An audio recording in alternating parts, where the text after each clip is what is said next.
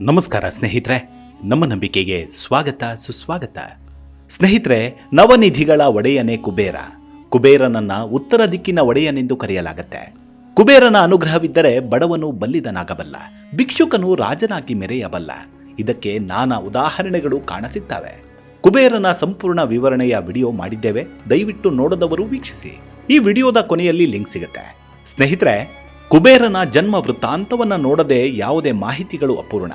ಹಾಗಾಗಿ ಮೊದಲಿಗೆ ಕುಬೇರನ ಜನನದ ಬಗ್ಗೆ ನೋಡೋದಾದ್ರೆ, ಪುರಾಣಗಳಲ್ಲಿ ಕಾಣಸಿಗುವ ಪುಲಸ್ತ್ಯ ಪ್ರಜಾಪತಿಯು ತೃಣಬಿಂದುವಿನ ಮಗಳು ಮಾನಿನಿ ಅಥವಾ ಹವಿರ್ಭುವನ್ನ ವಿವಾಹವಾದ.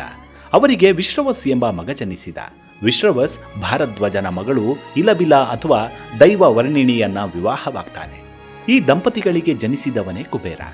ಇನ್ನು ವಿಶ್ರವಸ್ಗೆ ಕೈಕಸಿ ಎಂಬ ರಾಕ್ಷಸಿಯ ಮೋಹಪಾಶದಲ್ಲಿ ಸಿಲುಕಿ ರಾವಣ, ಕುಂಭಕರ್ಣ, ವಿಭೀಷಣ ಹಾಗೂ ಶೂರ್ಪನಖಳು ಜನಿಸ್ತಾರೆ. ಹೀಗೆ ಕುಬೇರ ಹಾಗೂ ರಾವಣ ಸಹೋದರರು ದಾಯಾದಿಗಳಾಗಿಯೇ ಬದುಕ್ತಾರೆ. ಅವರಲ್ಲಿ ವಿಭೀಷಣ ಧರ್ಮಿಷ್ಠನಾಗಿ ಕುಬೇರನಿಗೆ ಕೃತಜ್ಞನಾಗಿರ್ತಾನೆ. ಹೀಗೆ ಕುಬೇರನ ಅಸ್ತಿತ್ವ ಕಾಣಸಿಗುತ್ತೆ. ಅಷ್ಟಕ್ಕೂ ಇವತ್ತಿನ ಸಂಚಿಕೆಯಲ್ಲಿ ಕುಬೇರ ಗೋಸುಂಬೆಯಾಗಿದ್ದೇಕೆ, ಇದು ಶಾಪವ ಅಥವಾ ಪಿತೂರಿಯ ಅನ್ನೋದನ್ನ ಇವತ್ತಿನ ಸಂಚಿಕೆಯಲ್ಲಿ ನೋಡ್ತಾ ಹೋಗೋಣ. ಅದಕ್ಕೂ ಮುನ್ನ ನಮ್ಮ ನಂಬಿಕೆಗೆ ನಿಮ್ಮ ಬೆಂಬಲವಿರಲಿ.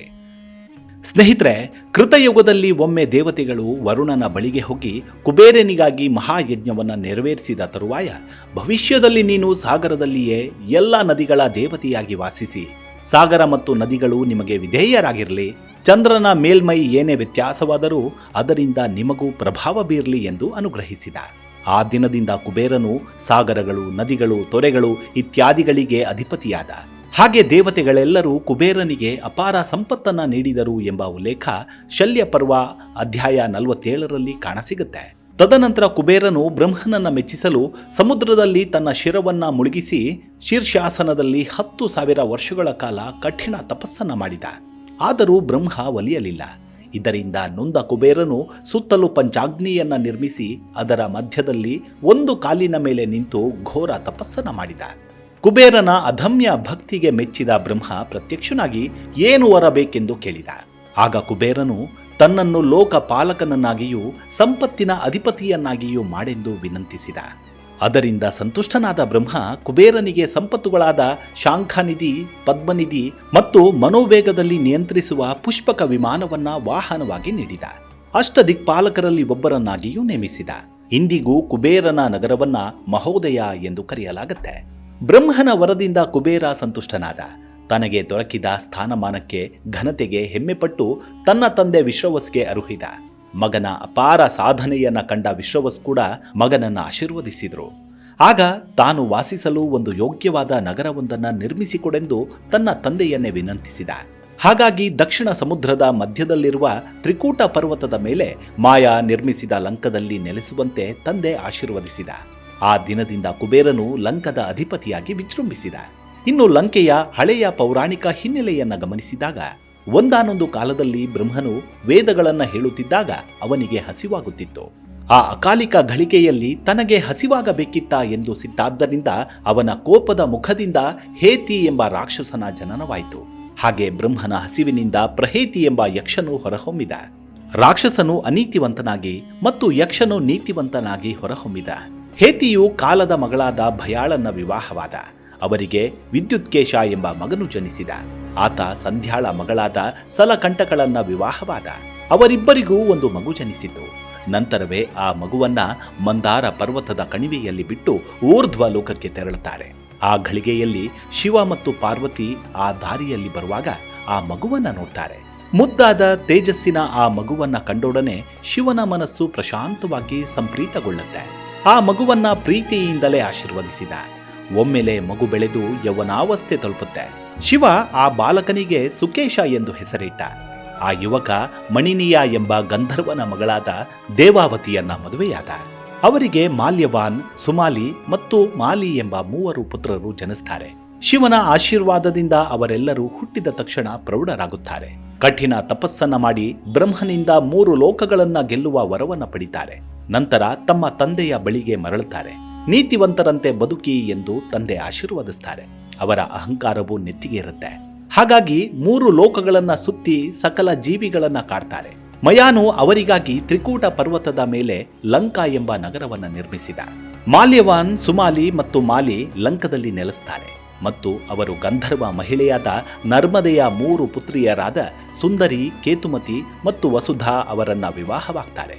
ವಜ್ರಮುಷ್ಟಿ, ವಿರೂಪಾಕ್ಷ, ದುರ್ಮುಖ, ಸುಪ್ತಜ್ಞ, ಯಜ್ಞಕೋಶ ಮತ್ತು ಉನ್ಮತ್ತ ಎಂಬ 7 ಗಂಡು ಮಕ್ಕಳು ಮತ್ತು ನಳ ಎಂಬ ಮಗಳು ಮಾಲ್ಯವಾನ್ ಮತ್ತು ಸುಂದರಿಗೆ ಜನಿಸ್ತಾರೆ. ಪ್ರಹಸ್ತ, ಅಕಂಪ, ವಿಕಟ, ಕಲಕಮುಖ, ಧೂಮ್ರಾಕ್ಷ, ದಂಡ, ಸುಪಾರ್ಶ್ವ, ಸಂಹೃದ, ಪ್ರಕ್ವತ ಮತ್ತು ಬಾಸಕರ್ಣ ಎಂಬ 10 ಮಂದಿ ಪುತ್ರರು ಮತ್ತು ವೇಕ, ಕಪೋತ, ಪೂಕ ಎಂಬ 4 ಹೆಣ್ಣು ಮಕ್ಕಳು ಜನಿಸಿದರೆ, ಕುಂಭಿನಾಸಿಯು ಸುಮಾಲಿ ಮತ್ತು ಕೇತುಮತಿಗೆ ಜನಿಸ್ತಾರೆ. ಅನಲ, ಅನಿಲ, ಆಹ ಮತ್ತು ಸಂಪತಿ ಎಂಬ 4 ಪುತ್ರರು ಮಾಲಿ ಮತ್ತು ವಸುಧಾಗೆ ಜನಿಸ್ತಾರೆ. ಭೂಮಿಯನ್ನು ವಶಪಡಿಸಿಕೊಳ್ಳಲು ಬ್ರಹ್ಮನಿಂದ ವರವನ್ನು ಪಡೆದು ಹಿಂದಿರುಗಿದ ನಂತರ ರಾವಣನು ಮಾಡಿದ ಮೊದಲ ಕೆಲಸವೆಂದರೆ ತನ್ನ ಸಹೋದರ ಕುಬೇರನನ್ನ ಲಂಕೆಯಿಂದ ಓಡಿಸುವುದಾಗಿತ್ತು. ಹೀಗೆ ದಾಯಾದಿಗಳ ನಡುವೆ ಕಲಹವೇರ್ಪಟ್ಟು ಕುಬೇರನಿಗೆ ಪುಷ್ಪಕ ವಿಮಾನವನ್ನ ಲಂಕಾ ನಗರಿಯನ್ನ ಕಸಿದುಕೊಳ್ತಾನೆ ರಾವಣ.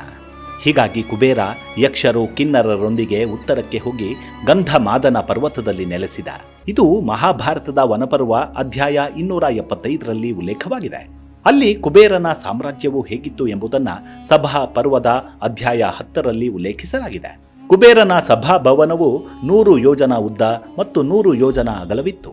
ಎತ್ತರದ ಗೋಡೆಗಳು ನಗರವನ್ನು ಸುತ್ತುವರೆದಿತ್ತು. ನಗರದ ಮಧ್ಯಭಾಗದಲ್ಲಿ ರತ್ನಗಳಿಂದ ಕೂಡಿದ ಸುಂದರವಾದ ಮಹಲು ಎದ್ದು ನಿಂತಿತ್ತು. ಅಲ್ಲಿ ಕುಬೇರನು ಸಾವಿರಾರು ಸ್ಫುರದ್ರೂಪಿ ಮಹಿಳೆಯರಿಂದ ಸುತ್ತುವರೆದಿದ್ದ. ಅಲ್ಲಿ ಕಲ್ಪವೃಕ್ಷದಿಂದ ಸುಗಂಧವನ್ನ ಹೊತ್ತ ಮಾರುತ ದೇವನು ಅವನನ್ನು ಪೂಜಿಸ್ತಾನೆ. ಗಂಧರ್ವ ಮತ್ತು ಅಪ್ಸರಾ ಸ್ತ್ರೀಯರು ಕುಬೇರನನ್ನ ಸಂಗೀತದಿಂದ ಮನರಂಜಿಸ್ತಾರೆ. ಮಿಶ್ರಕೇಶಿ, ರಂಭ, ಮೇನಕ, ಊರ್ವಶಿ, ಚಿತ್ರಸೇನ, ಶುಚಿಸ್ಮಿತ, ಘೃತಾಚಿ, ಪೂಂಜಿಕಸ್ಥಳ, ವಿಶ್ವಾಚಿ, ಸಹಜನ್ಯ, ಪ್ರಮಲೋಚ, ವರ್ಗಿ, ಬುಡಚಿ, ಸೌರಭೇಯ ಸಮೇತ ಮತ್ತು ಲತಾ ಅವರಲ್ಲಿ ಪ್ರಮುಖ ಅಪ್ಸರೆಯರಿರ್ತಾರೆ. ಸಭೆಯಲ್ಲಿ ಮಹಾನ್ ವಿದ್ವಾಂಸ ಸದಸ್ಯರು ನೆರೆದಿರ್ತಾರೆ.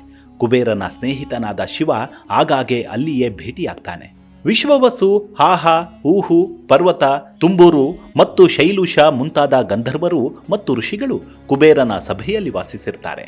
ನಾರದರು ಧರ್ಮಪುತ್ರರಿಗೆ ಕುಬೇರ ಸಭಾವು ಯಾವಾಗಲೂ ಸುಖದಿಂದ ಕೂಡಿರಲಿ, ಆಹ್ಲಾದಕರವಾಗಿರಲಿ ಎಂದು ಆಶೀರ್ವದಿಸಿದರು ಎಂದು ಉಲ್ಲೇಖಿಸಲಾಗಿದೆ. ಹೀಗೆ ತನ್ನ ದಾಯಾದಿ ರಾವಣನಿಂದ ಅಸಹನೀಯ ಕಿರುಕುಳದ ಬಗ್ಗೆ ಮಹಾವಿಷ್ಣುವಿಗೆ ದೂರು ನೀಡಲು ದೇವತೆಗಳು ಮತ್ತು ಋತ್ವಿಕರು ತೆರಳುತ್ತಿದ್ದಾರೆ ಎಂಬ ರಹಸ್ಯ ಮಾಹಿತಿಯು ಕುಬೇರನಿಗೆ ಸಿಕ್ಕಿತ್ತು. ಹೀಗೆ ಕುಬೇರನು ತನ್ನ ಸಹೋದರ ರಾವಣನಿಗೆ ಸಂದೇಶವಾಹಕವನ್ನ ಕಳುಹಿಸಿದ. ಇನ್ನಾದರೂ ನೀತಿವಂತನಾಗಿ ಬದುಕುವಂತೆ ಬುದ್ಧಿ ಮಾತನ್ನೇಳಿ ಕಳುಹಿಸಿದ. ಇದರಿಂದ ಕೋಪಗೊಂಡ ರಾವಣ ಸುದ್ದಿಯನ್ನ ಹೊತ್ತು ತಂದಿದ್ದ ಕುಬೇರನ ಧೂತನನ್ನೇ ತುಂಡು ತುಂಡಾಗಿ ಕತ್ತರಿಸಿ ರಾಕ್ಷಸರಿಗೆ ಆಹಾರವಾಗಿ ಬಡಿಸಿದ. ರಾವಣನು ಕುಬೇರ ಮತ್ತು ದೇವತೆಗಳ ವಿರುದ್ಧ ತನ್ನ ಸೈನ್ಯವನ್ನ ಸಜ್ಜುಗೊಳಿಸಿದ. ಮೊದಲು ತನ್ನ ವೈರಿ ಎಂದೇ ಭಾವಿಸಿದ್ದ ಕುಬೇರನ ಮೇಲೆ ಆಕ್ರಮಣ ಮಾಡಲು ನಿರ್ಧರಿಸಿದ. ಮಹಾನ್ ರಾಕ್ಷಸ ವೀರರ ಬೃಹತ್ ಸೈನ್ಯವನ್ನು ಕಟ್ಟಿಕೊಂಡು ಅಲಕಾಪುರಿಗೆ ದಾಳಿ ಇಟ್ಟ ರಾವಣ. ಅಲ್ಲಿ ರಾವಣ ಮತ್ತು ಕುಬೇರನ ಸೈನ್ಯಗಳ ನಡುವೆ ಭೀಕರ ಯುದ್ಧವೇ ನಡೆದುಹೋಯಿತು. ರಾವಣನ ಸೈನ್ಯದಿಂದ ಸಹಸ್ರಾರು ಯಕ್ಷರು ಕೊಲ್ಲಲ್ಪಟ್ಟರು. ಅದರಲ್ಲಿ ಯಕ್ಷವೀರ ಮಾಣಿಕಾರನು ಬಹುಸಂಖ್ಯೆಯಲ್ಲಿ ರಾಕ್ಷಸರನ್ನ ಕೊಂದ. ಕೊನೆಗೆ ಮಾಣಿಕಾರನ ತಲೆಗೆ ಗದೆಯಿಂದ ಬಡಿದ ಕಾರಣ ಅವನ ತಲೆಯೇ ಒಂದು ಬದಿಗೆ ತಿರುಗಿತ್ತು. ಅಂದಿನಿಂದ ಮಾಣಿಕಾರನನ್ನ ಪಾರ್ಶ್ವಮೌಳಿ ಎಂದು ಕರೆಯಲಾಯಿತು.